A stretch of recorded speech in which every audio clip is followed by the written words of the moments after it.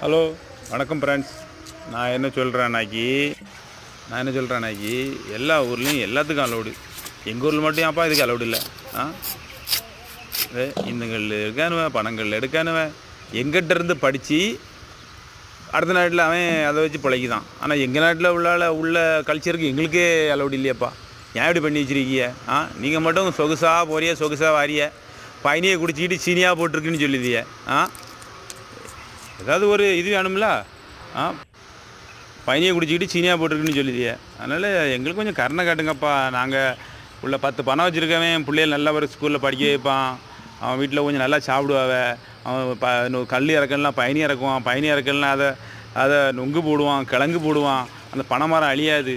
ஏதாவது பார்த்து செய்யுங்கப்பா. அடுத்த எலெக்ஷனில் நல்லா இருப்பிய. இந்த ஒரு டேமு கட்டலை, ஒன்றும் கட்டலை, கல்லுக்காக லோடு பண்ணுங்கப்பா.